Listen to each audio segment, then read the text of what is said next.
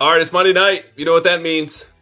Rhamondre Stevenson, I hope, has just not had a TV dinner and fumbled on his way from the Oh, kitchen to the couch. Mike Giardi's here. It's week 3. Patriots are 1-2, but you and I still feel undefeated. This is a good start. Did I fumble it myself by being no, mean right off the but I top? was thinking, like, did you ever? I liked the Salisbury steak back in the day, like when I was like 8 or 9. No. Oh, I mean, I wouldn't touch that with a 10-foot pole now, but like back then, like that was a treat. Oh, Salisbury steak. Oof, You know, I'll tell you the Stouffer's mac and cheese. yeah. Like, there's a little bit of childhood nostalgia in there.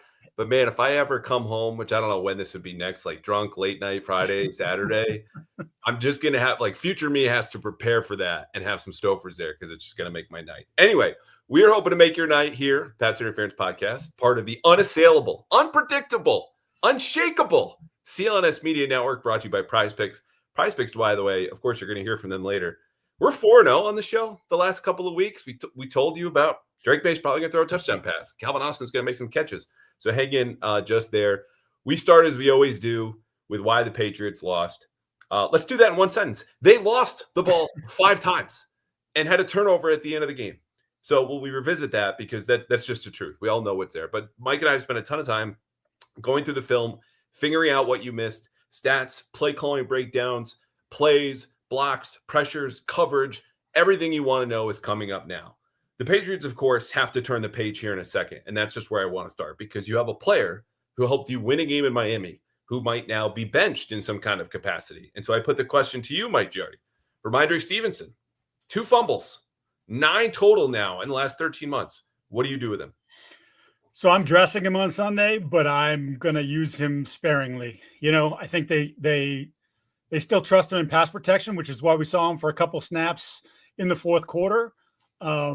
And with Trevion Henderson's issues with pass protection thus far, and I don't think that that's necessarily a strength for Antonio Gibson, they still feel comfortable with that. So it's maybe you're not going to get the football very much, but we want you to go in there and contribute in some way, shape, or form, and hopefully they can work this thing out. Although, again, as you mentioned, it's 9 fumbles in whatever 19, 20 games here over the last season and a third, so not even a third. So I don't know. This might just be who he is. Yeah, it's really unfortunate. I mean, this is a guy who got into better shape, has had a couple of disappointing seasons here in 2022, literally carried the team until he broke down. And granted, that was an 8-9 football team, but you look at his touches, those are numbers straight out of like 1994, where it was all running backs all the time. There's a couple other personnel changes the Patriots made on Sunday, and they involve defense. Alex Austin, see ya. Christian Ellis, goodbye. I don't expect them to be back, mostly because Christian Gonzalez, fingers, toes crossed, will play football finally on Sunday. But Christian Ellis is another case. Is that all you're doing on defense? Are you making any other personnel changes? No, I think that's about it for me. You know, I don't think that Ellis is going to be completely staple to the bench. My guess is that you're going to see a rotation there.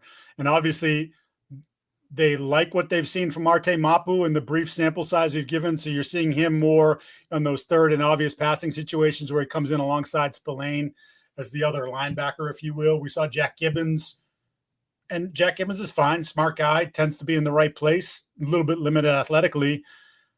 They invested in Ellis. I don't think he's going away just yet. And to me, those are the 2 big moves defensively that you talked about. I do have one thought on offense, but I'll let you'll hit on this first. No, I'm with you. Cosign. Okay. Just keep it to those 2. I mean, we saw what the defense did once Gibbons went in for Ellis. And Marte Mapu was subbing in already on third down. We saw that start to change at halftime of the Miami game. And he's not a game changer on third down. He's just better. So that's why he was there. And the defense stabilized. They changed some coverage calls, late second quarter, and this went into the fourth, which we'll get into later. But yeah, Alex Austin, look, I think he's better than he's shown the last 2 games. But it's just untenable. You cannot play defense with the player that's walking around with a kick me sign on his back for every quarterback, whether it's he's going to commit penalties or give up catches. So I'm with you there. The one in offense, let me take a guess. You talking about Pop Douglas? Yes. Okay. It pains me. Well, I shouldn't say it pains me. I thought about the idea of maybe a couple more weeks here with him. But then I started to go back and think about last year, and he's played a lot with Drake Maye. And I know you look at his numbers last year, 66 catches, and you're like, hey, that's not bad. You know, is he gonna take the 3rd year leap, in this offense? And Josh McDaniels likes to highlight the slot receiver. But the thing that I've always been reticent about with Pop Douglas, when other people were declaring him a number one, and when other people said like he could be the guy that fits that mold of Welker and Edelman and do that sort of thing, is that he's not a player that has great feel. And it's just not gotten any better. And there were so many times here through the first 3 weeks of the season where you go, did he do the right thing there? Should he have sat? Should he have kept going when he should have sat? Like when he did sit, there's a whole bunch of stuff there that makes you think Drake seems awfully comfortable throwing to Stephon Diggs, who just got here. We know he's comfortable throwing to Kayshon Boutte. He seems fairly comfortable throwing to Mac Hollins.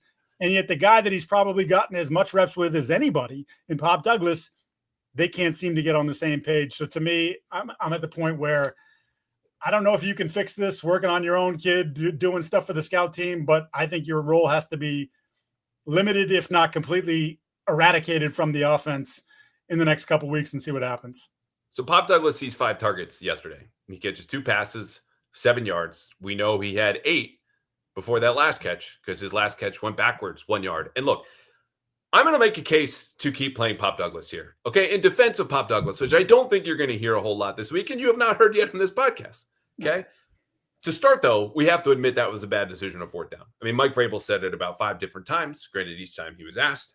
Yesterday after the game, this morning on the radio, and then midday when he's doing his day after press conference. You cannot go backwards on 4th and 1. Yes, it was a bang-bang play. You have to knife through. You have to get whatever inches you need, and probably also run that route a little bit deeper, as Dan Orlovsky detailed on Twitter /X/ whatever you want to call it afterward. However, here were his other targets. Okay, Drake Maye missed him in the right flat for what should have been a massive gain in the second quarter on this very creative play action concept that misfield throws it at his feet. Nothing happens. Same drive. Maye overthrows him on a right to left deep cross that looks like an interception until it's overturned on replay. He was open. He just missed him. Maye then hits him on a 17-yard crosser brought back by an illegal man downfield penalty committed by Mike Onwenu, and then throws behind him, as we all saw on that same drive, the last drive, on the shallow cross, where I haven't heard it in the press box. Like, oh, Pop should have probably sat there. And I'm like, why? I don't understand. Like he's running a shallow cross. Maybe that was a teaching point. But Maye had pressure. He threw it a little behind him. And the fact that they're not in sync, no question it's a problem. And Pop contributes to that. But to me, when I look at the other targets, I go, I don't know how many, if any, were his fault. And so for a guy who brings his skill set to the table, that just nobody else has, and that's not their fault. Like the team was assembled by Elliott Wolf and Mike Vrabel, right? I need that guy who can get yards after the catch, a guy who's a little bit slippery, because your only other guy is Epton Chisholm, but he doesn't know how to play outside receiver yet, according to his own position coach who told us that this week. So I give him Carolina. The Carolina might be the last straw for a guy who's also only playing about 20 to 30 snaps anyway, because of all those reasons. You got to feed him, and he's got to have a better chance. I mean, it's not unfair, and that's why I said I sort of considered it in my head as I was thinking about this over the last 24 hours. Like, how would I approach this with him? Because he does have the elusiveness when he has the ball in his hands that none of their other receivers have. There's too many times where quarterback and receiver just aren't on the same page. And you start to look at those situations and say, like, well, the quarterback's not going anywhere. He's your quarterback. So can I find someone who can be trustworthy and reliable in that spot? And while I'm not overwhelmed by what I've seen from Stephon Diggs through 3 weeks, I think, quite frankly, he lacks explosiveness. And everything you've seen with him has basically been underneath, stopped to a certain spot, because I think that's what he is at this juncture. And again, we talk about this, maybe the knee, maybe in 2 months, he's got a little bit more juice in his legs. But I wonder, he's 31, right? But I know already they're throwing to spots. They're trusting him to be in those spots, and he's caught 13 of the 15 targets. Do 3 more receptions from Pop Douglas over the course of these 11 targets that he's gotten over 3 weeks, does that change the outcome of the game? And you're right, Drake completely butchered the one in off the motion that should have been an explosive play for them. And maybe we're looking at it differently again. I just think, to me, it's not just about this last game. It's not about Miami. It's not about Vegas. It even goes back to last year, where I think this player doesn't have feel for football. And 95% of the time, you either got it or you don't, and he just doesn't appear to have it. So would I be better served making him not dress, putting in Epton Chisholm and saying, I don't know that he can play against these guys yet because he's only done it against 2 3s and 4s in preseason. But maybe I want to take that chance now. Maybe I want to trust it and see if I can build something there and build my depth that way. So we're going to get to a big dive into why they lost, what you missed in offense, what you missed in defense, their game plans on both sides of the ball, Drake Maye breakdown, studs, leftover thought, and the world famous segment, Okay, Let Me Have It, which we do. You and I take a stock, a little note of what the other guy said that we didn't really like, but we'll save it. We'll give it to you at the end. And then mailbag questions. As more people jump in, save your questions or drop in the chat right now. Amit will grab them. Our producer, our guy who is sick, literally from going to the club. We joke about it all the time. This time he's actually ill from being too close to people in a dark room with music played way too loud. Anyway, the reason I'm going to pause before getting into all that is because you mentioned feel for the game. You know who has feel for the game? Who? You and me, because I just have to score this win on the front end. When you are tuning in to our film breakdowns on Monday night, you will hear stuff like you heard last week when Mike and I are talking. Yeah, Steph Diggs, like when he's not getting the ball and he knows it, I'm questionable about the effort. There was this one play. He's in the slot. He's got a crossing route. His whole point in Miami in this play, it's in the first half, you can watch it, was to interfere with Rhamondre Stevenson defender. They knew they were getting man-to-man. And what happened was he didn't, and Stevenson got dropped in the left flat. And it was his yard gain. I'm like, just keep an eye on it. I know no one loves to hear this stuff, but it's something that could have changed that from a 0-yard gain into something bigger. Well, not only did Steph Diggs talk about that midweek, okay, better effort blocking, he, on the same concept, springs Rhamondre Stevenson for the longest play of the game. Forget just for the Patriots or just for, who did they play? The Steelers. 23 yards. Because he rubbed, whatever, got in the way of Stevenson's defender. Stevenson goes up the right sideline, 23 yards. That happened. That's the stuff we're telling you to keep an eye on that then will jump out to you, that everyone sees on this podcast. Okay, now that I've patted ourselves in the back, which is another thing that people don't like as much as hearing about, Steph Diggs, I'm not sure. Why did they lose? Beyond the 5 turnovers, what has your attention? I just thought there was some, quickly, macro, 0 for 3 in the red zone defensively. Your defense did a really nice job after the first 2 series of the game when you spotted them a 14-0 lead. And 4 3-and-outs? Like they really control the interception. There were a couple kneel downs in there of possessions, but 3 times in the red zone, you don't get a stop. You get like the bend but don't break. There's got to be a field goal in there, or maybe a turnover or something where you make a play. To me, the last one, the touchdown to Austin, was kind of galling because I don't think he's particularly very good. You had Marcus Jones in there on the outside covering him. I think that's a good matchup for Marcus. It's not like a big size disadvantage, and I think he's as quick, as fast as Austin is. He gave him a shimmy shake twice and just completely left him in the dust. Marcus couldn't even get a hand on him, and Aaron Rodgers can't do all that much anymore. He can throw that little go fade touch ball, like he can throw that very well. And it was an easy throw, quite frankly, because he had him by a couple yards. Yeah, situational defense. The first quarter defense was just non-existent. They were missing tackles. They were doing all these different things, but it's a good point because you go 3 for 3 in the red zone. Forget the penalties, forget field position. You're probably going to win a lot of football games.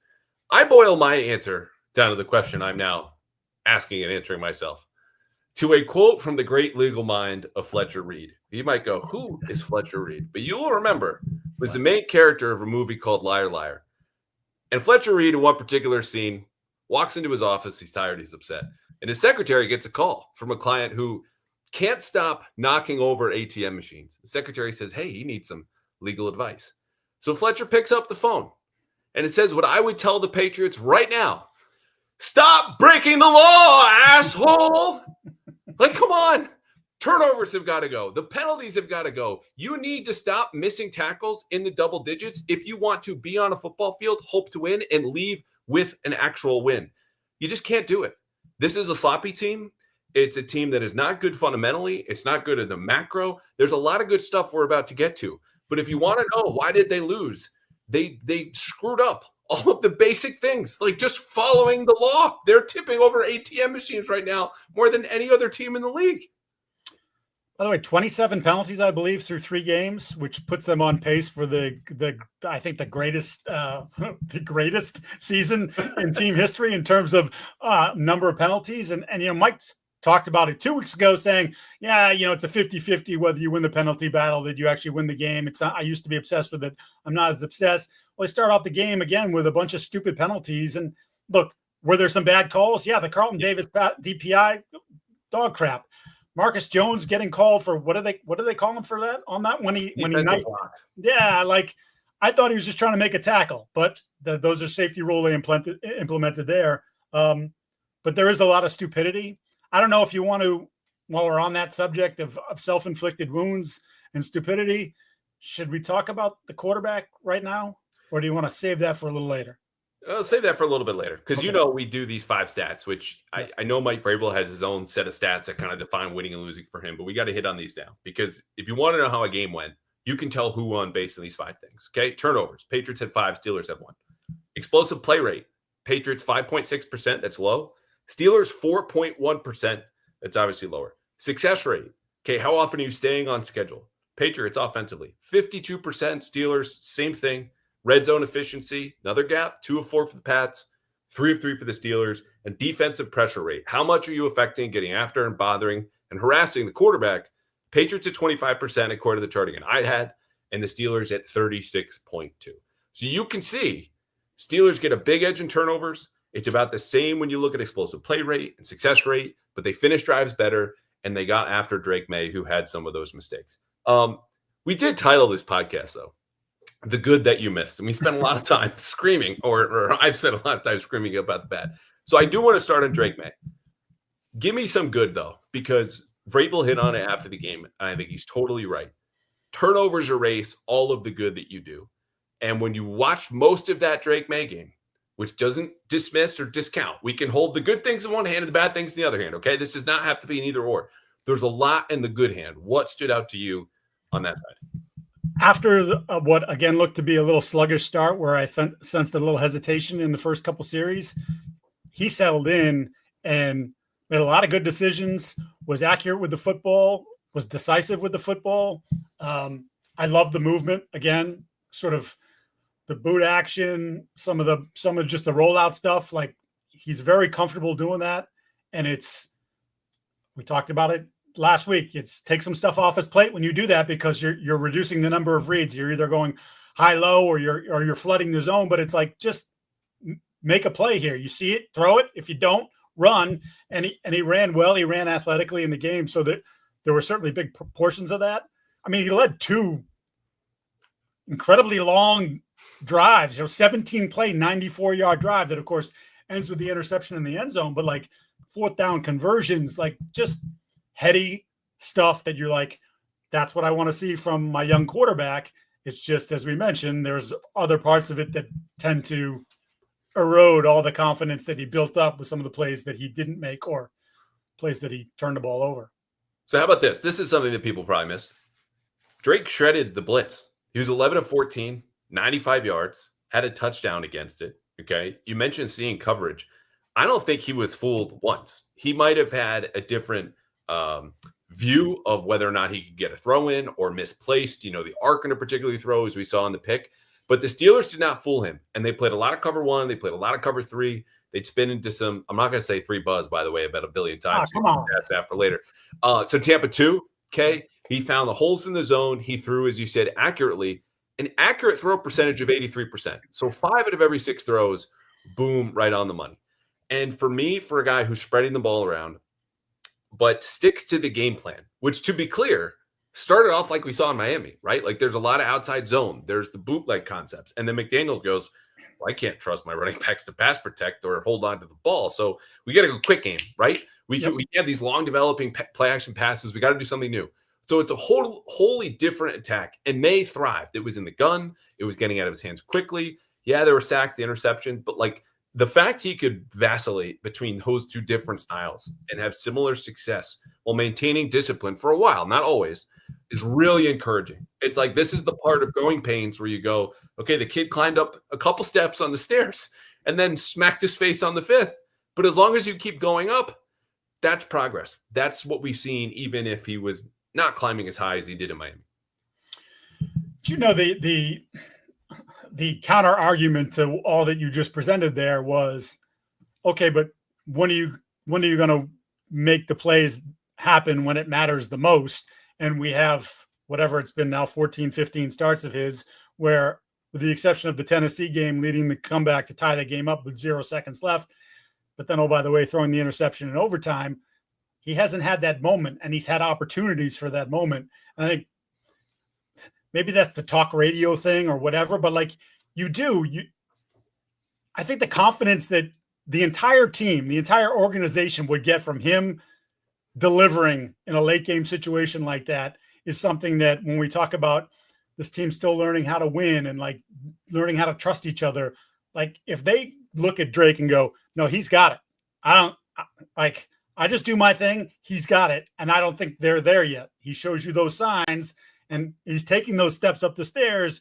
But thus far, all too often, he has bloodied his lip. And on many occasions, then he's taken a step back before he starts climbing again.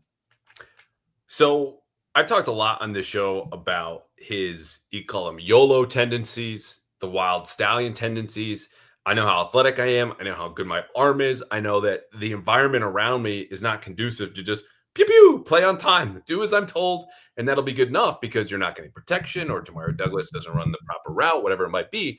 I need to do more. Okay, Vrabel said this after the game. He needs to know he can't win everything all in one play. And I think, again, for the most part, he tamed a lot of those tendencies. But you saw on his last 2 sacks that come to fruition, right? The strip sack where he's got nobody open. Might have had Hunter Henry left seam, okay? Decided not to throw it. Yep. That's got to go into the stands or on the ground with you, tucking it to yourself. Then the last sack, 1st and 10, that last drive, sets him back 3 yards. He had a check down to the right. Literally cocked his arm. Like, I'm going to throw this. Trayvon Henderson is wide open. Pulls it down instead. The thing that interests me, and I got a theory now developing about this. Oh, I like this. Is each of those sacks where he passed up a safe decision for a riskier one came right after he had a successful scramble for a 1st down. So the reward of taking the risk for the extending play is fresh in his mind. It's the whole experience. And then the next snap, when he's tempted to do so again, though in less conducive circumstances, he takes that same risk without the same reward. And to me, his ability or the way that he learns to find that balance, now is the time to go. When I'm on a rollout, nobody's there, but I'm already on the move. I got time and space. That's the time to extend a play or create.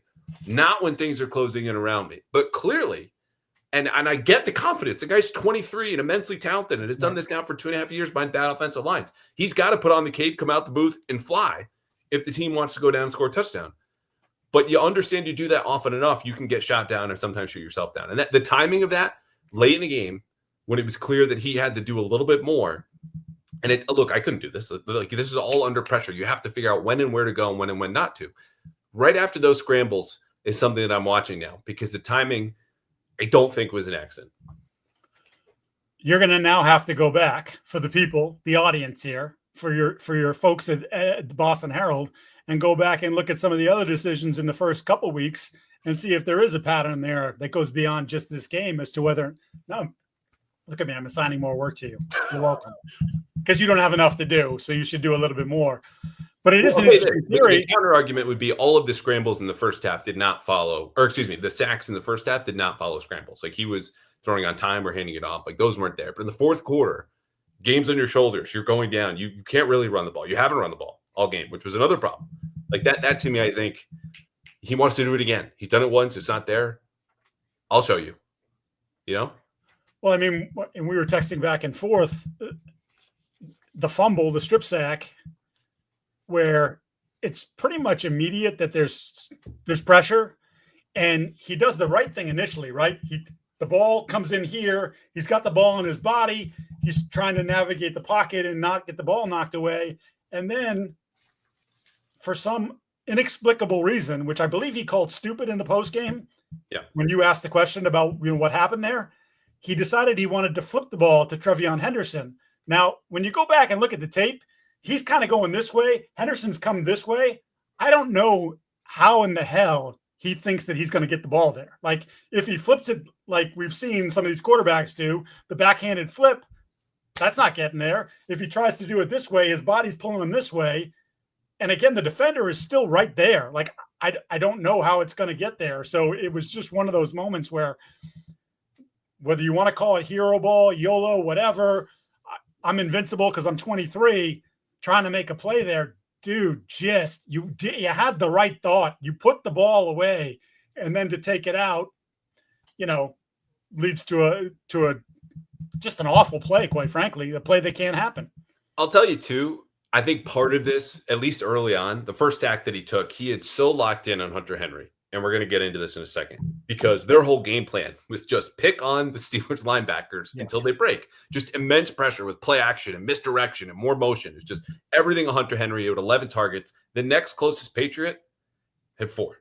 Okay. So he's staring down Henry as a way to abide by the exact plan that Josh McDaniels had laid out, didn't move off, has to take a 0-yard sack. So some of these mistakes are not all, again, wild stallion running out, 23, young, invincible, I'll show you. And sometimes you just have to learn the hard way and get that knocked out of you because it wasn't going to happen last year when that was their whole offense, right? Like his scrambling boosted his EPA way higher than it would have been had he not been a scrambling quarterback. And there's a bigger discussion about like he grew up watching Rodgers, who made all these throws and, side arm angles and off platform and outside of structure. And you go further back, like Rodgers created some of that, but he watched Brady and Manning. There's a bigger conversation. Since I mentioned the game plan, I like this from Josh. It just didn't work because they couldn't run the ball as much, right? Am I? No, you're 100%. So to me, coming into it, I was like, they've got to attack these linebackers because they don't have a downhill thumper. They are pass game players largely. Peyton Wilson, Patrick Queen. They play well in space. They're not thumpers. They don't come forward, but they're also slow processors. Yes. Nate Tice said this last week. He declared that they were dumb and then immediately regretted it. And then I used the same term later in the pod just to make it feel better. But then we all felt bad. So yes, they're slow. Yes. So yes, not that these guys aren't smart people, but in terms of football and processing, it just doesn't happen for them like that. So when you do all that, you get the play action, you mess with them formationally, you hit them from different angles. Their head's spinning. They're having a hard time with just your basic stuff. Never mind when you start to give them the advanced stuff. And to your point, I mean, they still controlled the damn game. They still almost 2-1 them in total yardage, right? So they did a lot of good things offensively that the turnovers and just, the inability to kind of control the ball that way. And I will say the run blocking it wasn't quite week 1 bad because week 1 was pretty horrific, but it was good. And if you want to take a little off Drake, put a little less pressure on him, you got to be able to run the football somewhat effectively. And they couldn't really do it in the game. Yeah, there's no question that all that success in Miami, 33 points, 27 in offense, came from a team that could run and throw at the same time. And the Dolphins, sure, have a bad defense. But like when Drake doesn't have to do everything, he doesn't feel like he has to do everything and then makes those plays late in the game, which is not to absolve him of that. He cannot continue to turn the ball over and develop into the quarterback I think he'll be, or the Patriots need him to be. He's got to cut it out, period, end of story. The thing is, when they're basing this plan on these rolled out bootlegs, which start with an outside zone fake, but all your actual outside zone runs are going for like 2 yards a carry, you can't run those plays as much because then it's just a giveaway over time. Oh, it's just another boot. This is a fake run action. The one thing that did work in critical situations, but not overall, because this is another part of the plan, all right? You're getting bootleg, play action. Their play action rate was 30%. This is the highest this season. Feed the tight ends, all that different stuff. Was they wanted to do what the Seahawks did last week and the Jets did the week before, which was run the hell away from TJ Watt because the Steelers splits on runs that they faced going to the left. So the offense is left. TJ Watt is always aligned to the offense's right. Okay, so this is going away from Watt. The Steelers allowed in the first 2 weeks 6 yards a carry. At Watt was 2.5. So the Patriots go, well, of course, we're going to try a little bit of that, but we don't want to be too obvious. So they run at Watt, and then they go in the middle. And then the big key to this was you go strong to the formation to the right. So we'll put tight ends over at Watt. So not only is it just your best player, you got to put more players over there, and we'll just run behind just our left guard and left tackle on the left side, and we'll go far. Patriots tried that 16 times. 5 times for 16 yards in the first half. They converted on 4th down. But otherwise, when you're not running with your base stuff to support the play action game, and then you're not running to the left, which 10 yards were on the speed option to Stevenson. I know I'm going long here. So your 4 other runs that account for 6 yards, like that's another thing kind of take it away from you and put more on Drake's plate. Yeah, and by the way, the Stevenson 10-yard run was Stevenson. Yes. Like, he was dead Yeah. to rights in the backfield. That would have been a disaster because that was from your own 15-yard line. And I think it was Herbig. You know, we hit him with a little cutback, and Herbig slipped and fell down. And, 10 yards later, you're like, oh, whoa, like, that's bold. And it worked out in that instance. It's funny. And I was texting you at various points during the afternoon. There was the one series, I think it was, I should have wrote this down. I think it was their scoring drive to tie it at 14, where I had like 5 different runs went to hell from 5 different guys. It was, hey, Mac Hollins, you're asking him to dig out a linebacker, doesn't do it. The next one, it's Mike and Wen who whiffs on a block. Then the next one, it's leakage off the backside guard. And it was like literally play after play after play. You can't just say, hey, so-and-so's just not playing good enough. It was errors, physical or mental, by the entire group at times during the course of the game. So you can't even pinpoint it on one spot and say, like, that guy helped, get us to where we were on the wrong end of the score here. It was just a general, one play was your mistake, the next play was mine, and they've got to gain more consistency. And you'd hope, based on last week, that would roll into this week. Now, this was obviously a better front of down linemen than they faced. Not that Miami's are garbage, but this is a better front. And Cam Hayward Cam Hayward got a $3 million raise in incentives. They should just write him out that check right now, because he did $3 million worth of work on that Patriots offensive line. Does he make the Hall of Fame? It's a great question, right? Because does he have? I don't think he has a Super Bowl ring. I think their last ring came before he got there. It was Tomlin's first or second year. Yeah. Yeah. So it's going to be close. He doesn't, like, you could make the argument like Richard Seymour gets in, but he basically got in because of the numbers that he got in Vegas when they let him rush the passer, but also then he brought the cachet of the rings that he had with the Patriots before he went over to Vegas, and Hayward's not going to have that. So, I know Pittsburgh has some good influence on these sorts of things when it comes time to it, but he's not a first ballot guy, and that might take a little while if he gets in at all. Well, let's hit the offensive line while we're on them right now, because he gave, predictably, Jared Wilson fits. And Jared Wilson gave up 3 hurries, and Will Campbell gave up 4 pressures, 2 quarterback hits, 2 hurries. You go down the line, Morgan Moses gave up a sack to TJ Watt and a QB hit. You probably could have put that down before the game and just kind of like bake that into your expectations. TJ Watt is going to get his against 34-year-old Morgan Moses, even though the Patriots had chips and they booted and they motioned and all this different stuff. Drake Maye ran into 1 sack, and the streak is over. RIP for all the Garrett Bradbury stands out there. We need a nickname for the group that does not exist. But anyway, he had 1 hurry, and it was on the misfire to pop on the last drive, 2nd and 12, 2nd and 13, and just throws it at his feet because Drake had someone at his feet. Mike Owen, who gave up 1 hurry, had the penalty. And then I had 7 pressures spread around the team, which is where, you get outnumbered in the rush, or you have multiple guys lose, or there's just something that goes coverage sack, for example, that's not like, hey, it was his fault. So when they're scoring up those runs, and to your point, it was I have my lovely little game log here, charting every single play during the game. My little yellow legal pad. My Fletcher Reed. Working a double notebook lately. Oh, okay. You feel like you worked harder because you got 1 notebook in each hand? Well, because my writing gets so and I start going, and then if I put it on another page, and then I correlate the pages, that's 1 and 1 and 2 and 2. Yeah, I don't know. There's got to be a more efficient way, but it's working for me right now to a degree, I guess. Anyway, so to tie together these points, where the offensive line was just on fire in Miami. Okay, just shutout performance aside from 2 pressures, fantastic.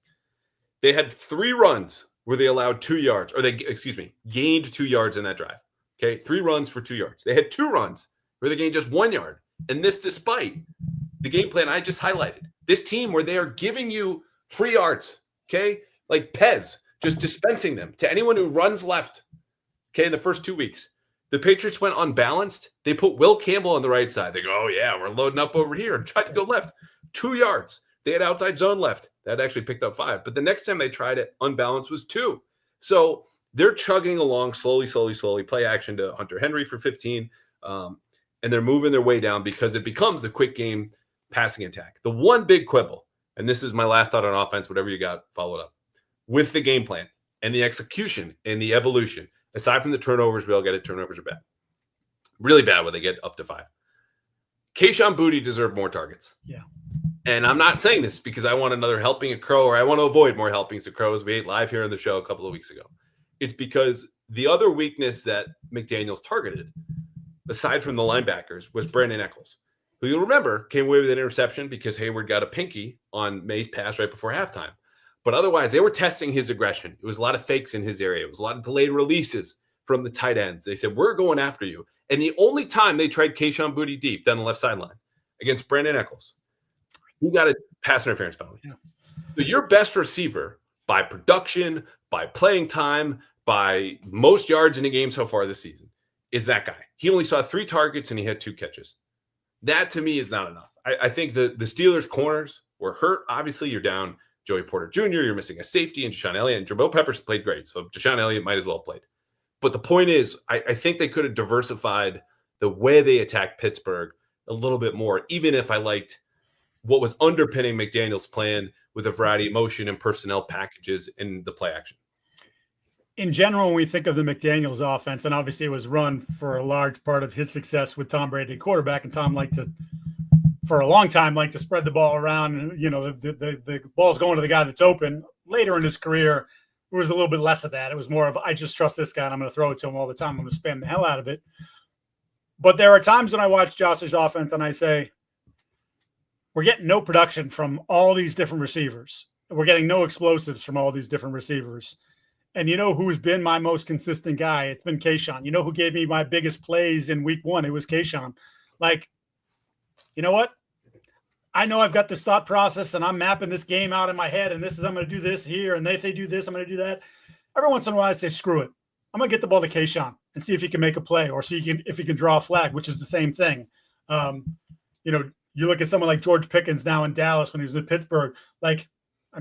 Forget about all the nonsense that comes with him, but he, in the last 2 or 3 years, leads the league in defensive pass interferences drawn. So he doesn't get credit for the 250 yards he gets in DPIs every year, but that's a number that belongs to him.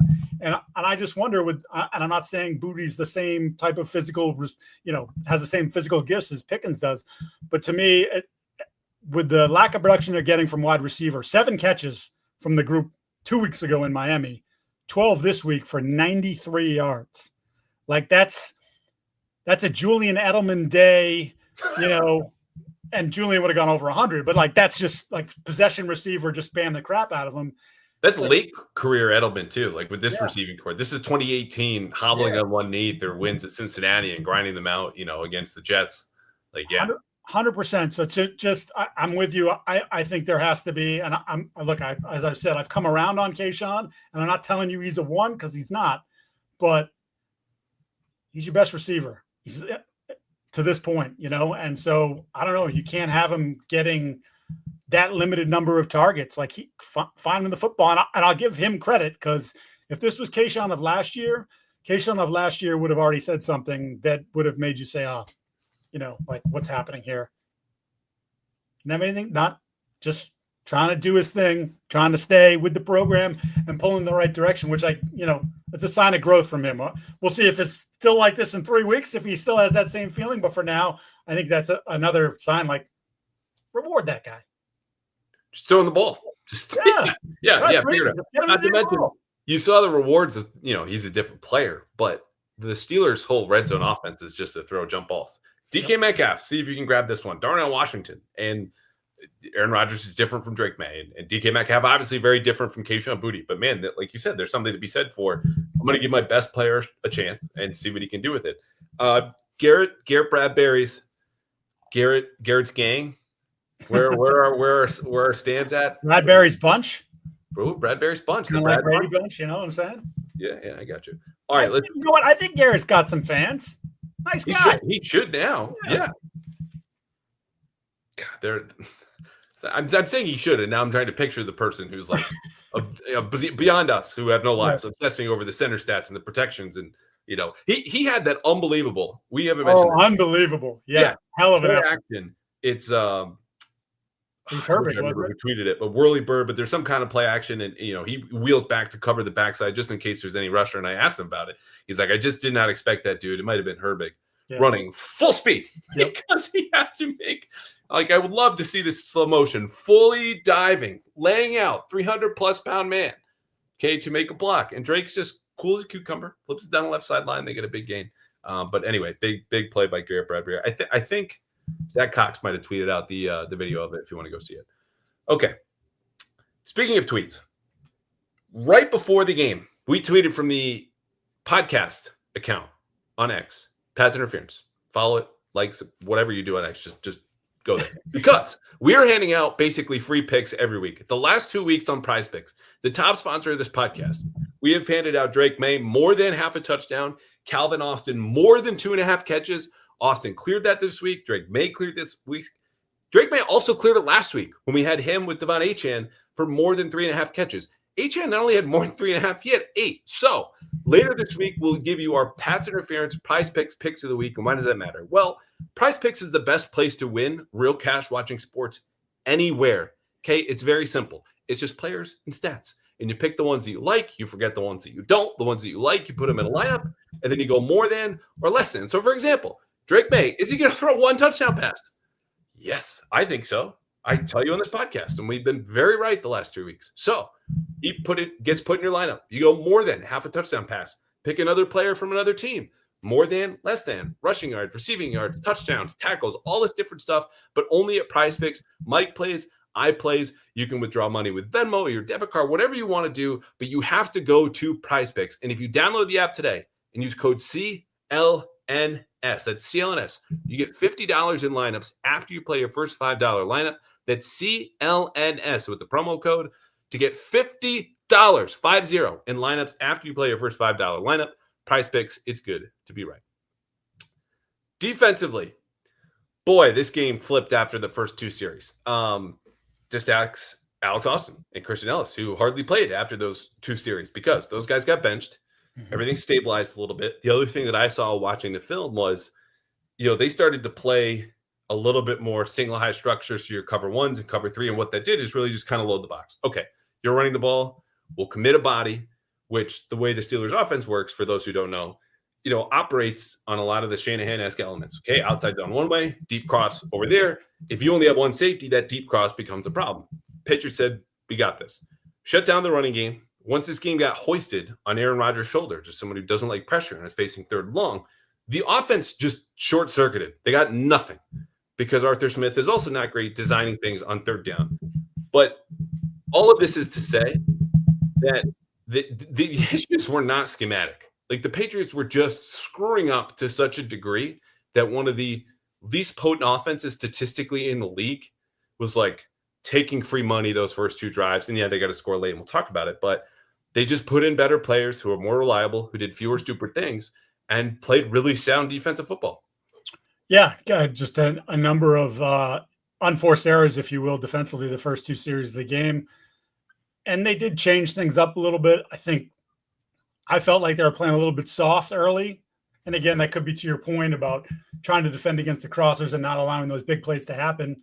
And it allowed the Steelers to get into a fairly good rhythm offensively. Jaylen Warren was a pain in the behind for the first 2 series. And then posterior, maybe? Yes. Yes.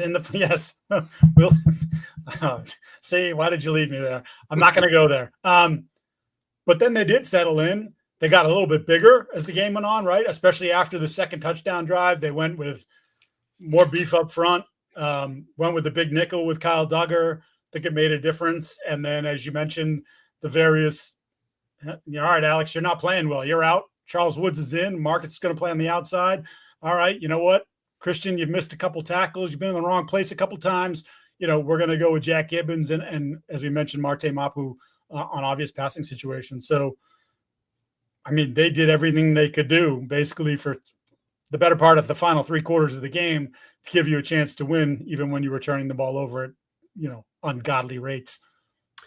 And it's funny because we could talk about the Patriots defensive plan, and obviously we are, but the thing that influenced how this game was played on this side of the ball was what Pittsburgh wanted to do, which was run their base stuff, the outside zone and some boots off of that, but also just a bunch of space plays. Aaron Rodgers had 23 pass attempts, okay? 9 of them went behind the line of scrimmage. 6 of those were screens. So you're talking about more than a quarter of the called pass plays that were actually ended with him, the ball leaving his hand, were screens. Just get the ball in space, make the Patriots tackle. They screwed it up, obviously, in those first 2 drives, and Christian Ellis got sent to the bench, just missed and had bad play recognition and blah, blah, blah. Robert Spillane was very good, though. We'll get to him in a second. So the Patriots say, okay, we got to play simple. We got to play fast. And what happened, though, was in addition to that, is they did not get a ton of pressure on Rodgers. And some of this was a function, again, of that plan. If they're getting the ball out like this, if they're throwing screens, you don't have a whole lot of time to get there. But the Patriots knew they needed to get there because Rodgers just completely folds when someone's near him now. He's old, doesn't want to get hit. I don't blame him.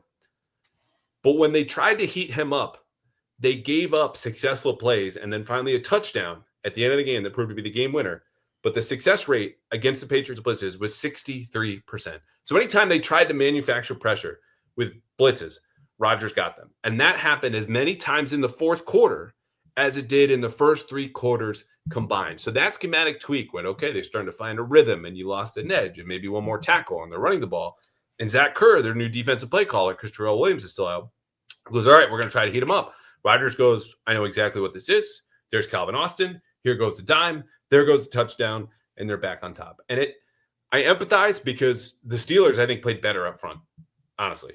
But you just have to stay disciplined in that area, I think, because as you get close to the red zone, the space of the field is going to help you out, right? Rodgers is going to have to hold on to the ball because there's not as much space for his guys to get free, and they're not going to throw screens at that point. So that to me was an error, but I understood because you're making these calls live, right? Yeah, I didn't love it, and I understand exactly what you're saying, and that was most certainly their thinking there. Is like they're starting to get into a rhythm. How can we unseat that? But I think they knew going in that's not something that they could do often, and the few times that they did dip and do it, it wasn't great.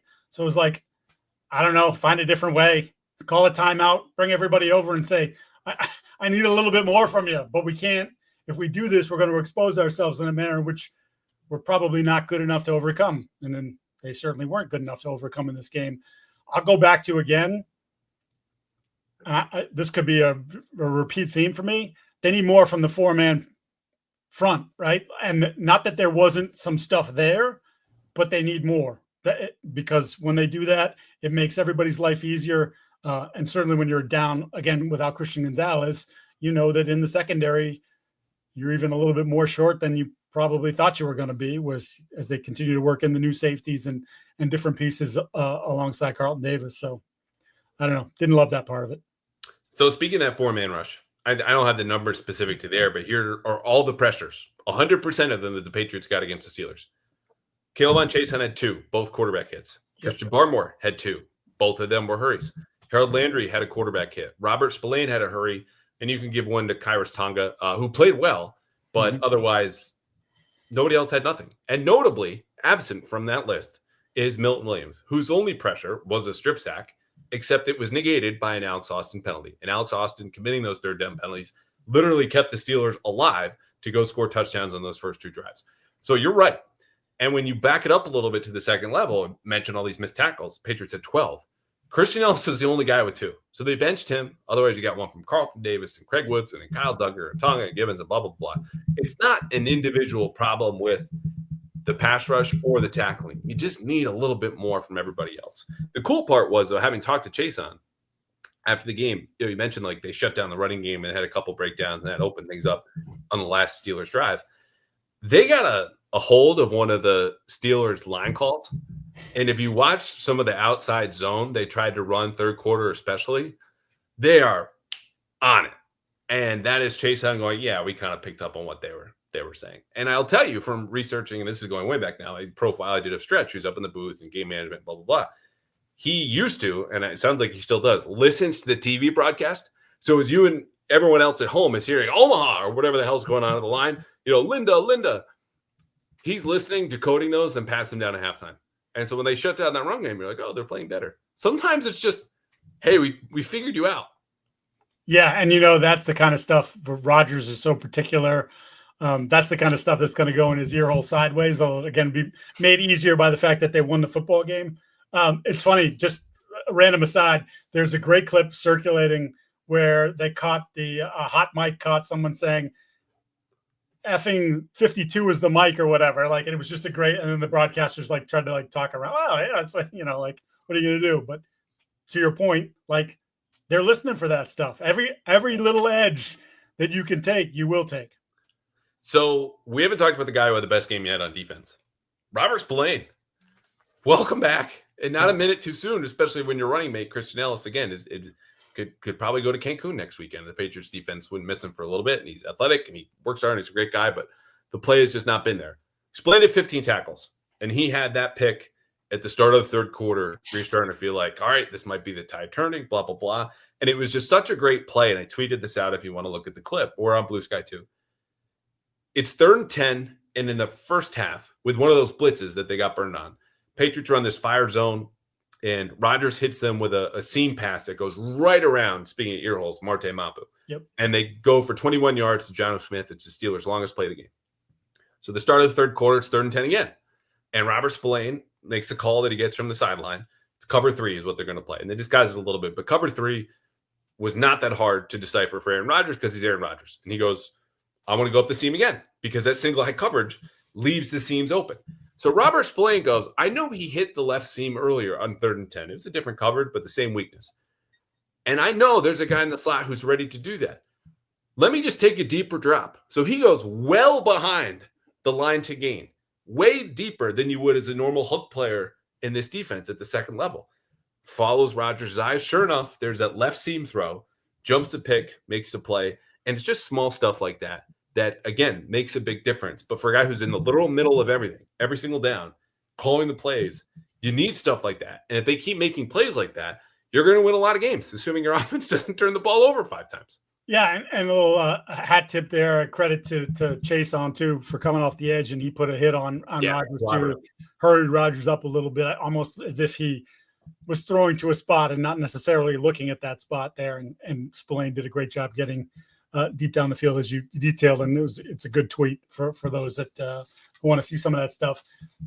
I counted him well. There was one egregious mistake he made. It was his missed tackle, which happened in the flat. I think it was a swing pass to Warren, and Warren just kind of caught him flat-footed, cut back on him, and ended up being like a 15-yard gain. But by and large, that's the guy that I saw on tape from Vegas, who when they signed him, I go, people are gonna be like, well, whatever. And I'm telling you, he's just a really good football player. And it took a little while, took a couple weeks here, but that's the football player that you were talking about that's in the middle of everything. That's the guy we saw this summer, right? Who was in the middle of everything for the entirety of the summer. So that was really good to see. They need him to play that way. As you mentioned, certainly with his running mates alongside him, not kind of carrying their weight right now. Pretty important, but like play within yourself and just be in the middle of everything.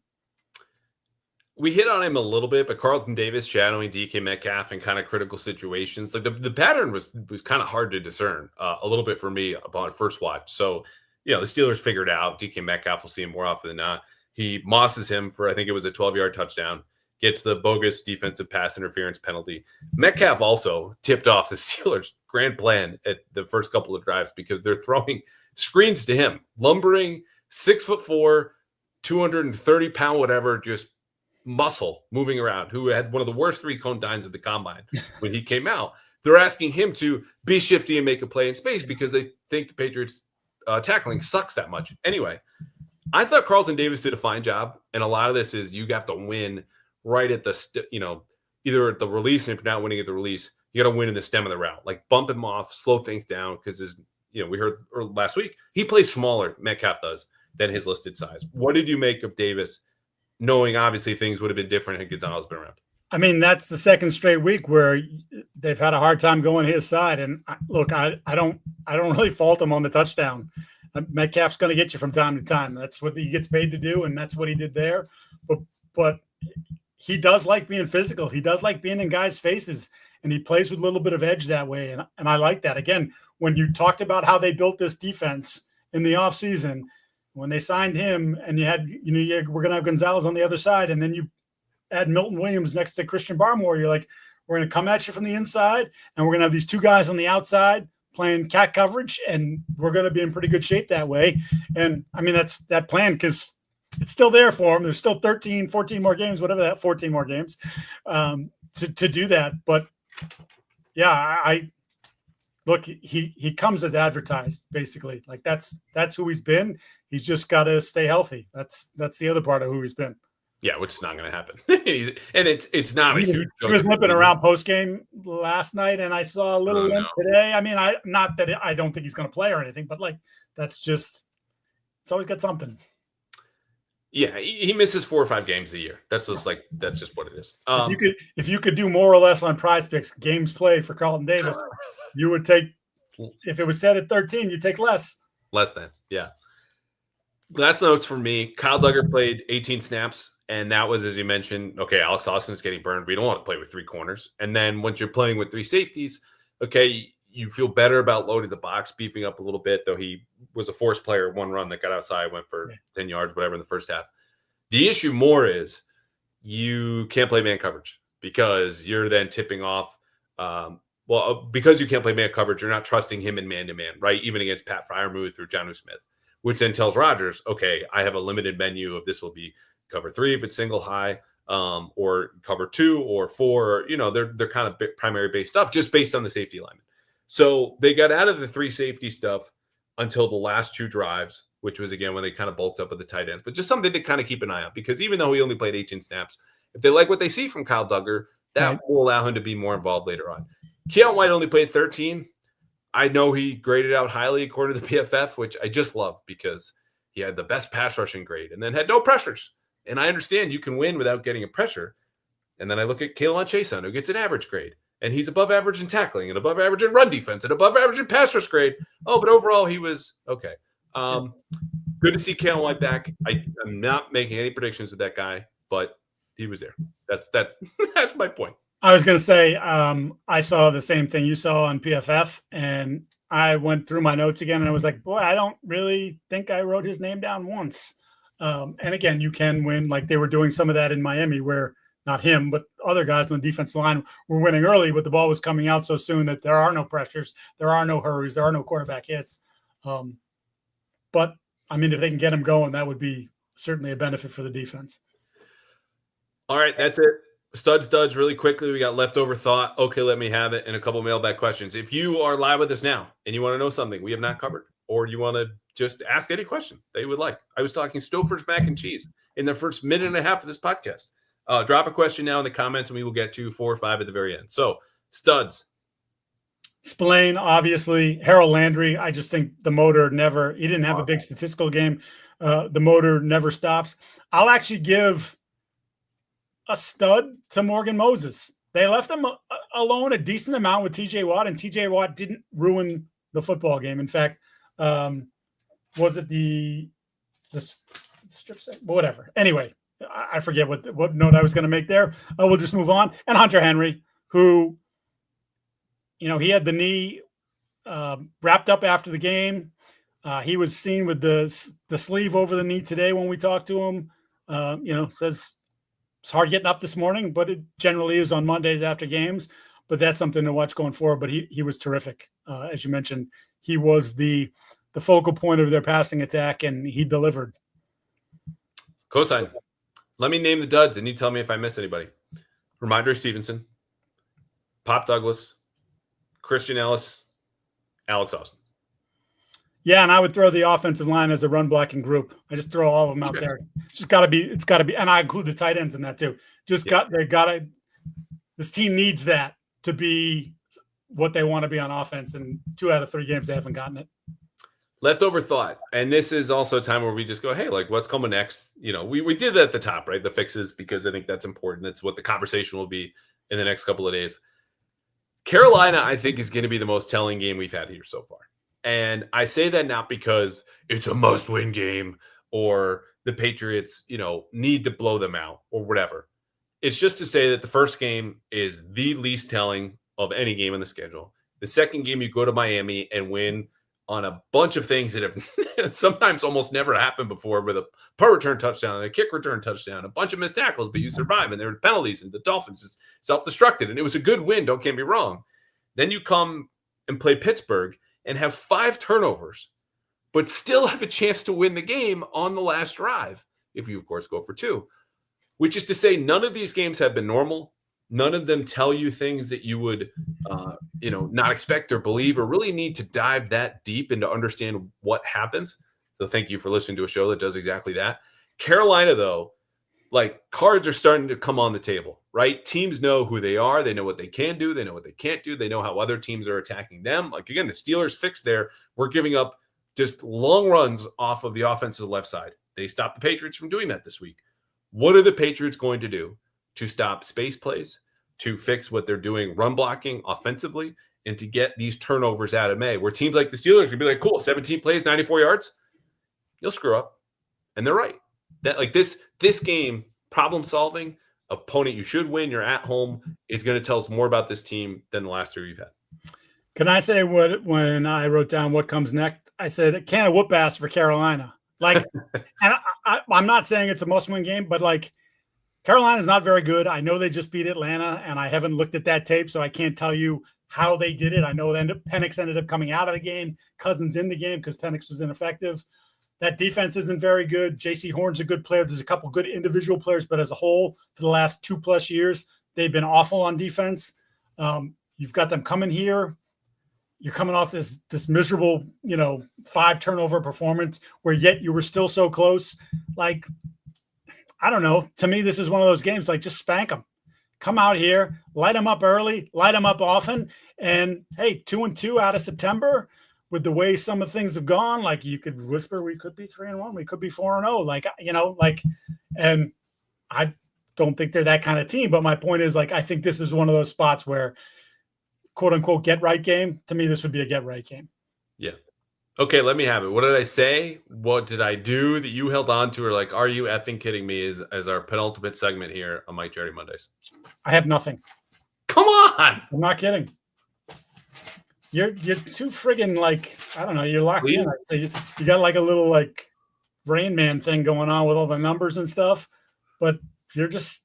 How about me being a jerk to Rhamondre Stevenson, who's been on the show and I'm very friendly with, about his fumbling a TV dinner on his way from the kitchen to the couch. I mean, every once in a while you gotta just people you make fun of yourself, you make fun of other people. Like, that's what I say all the time. I make fun of everybody, myself first and foremost. Go ahead, hit me. Yeah. I'm gonna let you have it. Okay. You have 2 notebooks and have correlating pages. Like, you need to go back and forth to understand what one means and the other. Like, they're having a conversation in a language that only you understand. Get a big notebook, even if they're big. This is a big notebook. You're breaking the rules again. Okay, let me have it. Where you just have to sit there and you have to take it. Pause. Okay. Look, man, just stick to the big notebook. I have like 4, but I don't need one to understand what the other is saying. Just take notes like a normal person. I can't really explain it, but it's like there's results. Oh my God. And then there's little notes that go on to that. And then there are notes on the other page like, oh, hey, Will Campbell F this play up. Or, they couldn't handle it. Post-it notes for, but it's not a separate post-it notebook. It's just a note. If this notebook is this big, then this is kind of like it's a little individual post-it note, but in notebook form. So that then the posted page doesn't get unsticky and end up on the floor. And my dog will eat anything. Like, literally, the kids would say, my dog ate my homework. My dog would eat my homework. My dog he's eaten checks before. He'll eat anything. If it hits the floor, it's his. Take notes on a laptop. This also sounds like you brought up your dog. Oh, we had to get a little dog because we wanted the big dog to have company. Like, I needed to get the big notebook, a little notebook, so we had a friend when I'm not home, so they can talk to each other, as apparently they do when you're taking notes. I should have gotten a little dog. I got a big dog, a big rat, smelly beast. It's rude. By the way, he put a hole in the chair. The leather chair now has a hole in it. I'm sorry to hear. I wish I had a leather chair. All right, mailbag questions, and then we'll get out of here. We mostly kept to our promise of keeping this to ourselves about an hour. Amit, what do we have? If you want your questions answered in the comments, drop them now or forever hold your peace. Michael, do we need to get Rhamondre some Bullfrog sunscreen? Help me here. The grippage? Oh, grip. That's good. Well, crossover, a little baseball. Yeah. By the way, we did not talk about game time, but I'm going to the Red Sox game Friday. Back to the Red Sox, back to Fenway. So long as I live close enough to the park and get tickets at game time. All right, Mike Larry, whatever happened to training camp legend Caleb Chase? Whatever happened, Mike? Well, first of all, thank you, because we all know that I've been riding Kilowatt Chains. Pause. Have been calling him my guy, and he's produced 2 quarterback hits, a run stuff. He was their best defensive player after Robert Spillane. I would take Landry over him in that case, but he does have more. He had more stats than Landry did. Okay, yeah, that's fair. He's been I get exhausted watching Harold Landry. I'm just sitting here in the same chair, standing, stretching my legs for 12 hours on a Monday, watching film and writing, and I'm tired. Like, he's listed at 250. Mean, he's like 235, and he doesn't. No, Landry. Oh, I mean, that's my guesstimate. That dude is built, but he just doesn't stop. I mean, you're going up against 320-pound dudes at tackle, and it's like, they're giving as good as he gets, and he just keeps getting up and keeps coming after him and get by him, and yeah, he makes a lot happen. Yeah. All right, Amit, do we have much left here? Amit might have OD'd on the cough medicine at this point. Was that at the club or right now? Wolfenstein, why has Diggs been so mid? Do you want to jump in front of this slow-moving train with all Patriots Nation watching? I've said he's not very explosive right now. 2 weeks ago, last week when we talked to him on Wednesday, he said, I'm doing what they're asking me to do. And I think what they see him being able to do at this point is run the short to intermediate stuff, and we're not really going to push it down the field. There was one play, and he hit Henry.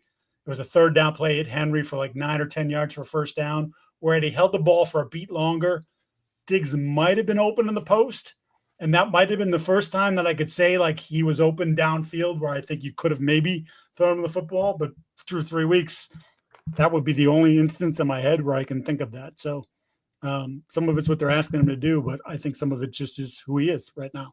So in my experience, I'm just doing what they ask me to do, is wide receiver speak for I'm not happy and give me the ball more, which I'm not claiming is what Stefon Diggs is saying. I didn't hear him say it. I've not asked him that question. Just typically in my experience, is that the way you heard it, or is this off base? Yeah, that's the way I read it. I mean, and again, it could be nothing.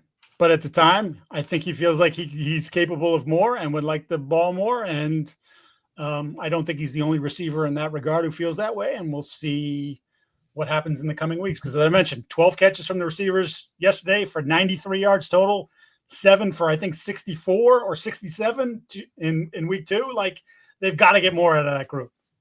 Yeah. All right. We are going to send Amit to bed, and we're going to send you to bed. And I'm going to go watch Monday Night Football and think about Stouffer's mac and cheese, maybe pick some up tomorrow. We'll be back later this week. Guest TBD, preview Pats Panthers. It's sneaky, telling, very important game for the Patriots. And then, of course, we'll be back here Monday night, 8 o'clock. Come hang out with us. Subscribe to the YouTube channel at _ Andrew Callahan. And, of course, the Patriots Press Pass from the unassailable, unmistakable, what did I say? Stoppable. Yes. No, predictable. Sure. Shakeable. I was going to say unremarkable, but that didn't fit. No. We can't be saying that in front of the bosses. Anyway, this was good, and we'll see you next week. See you.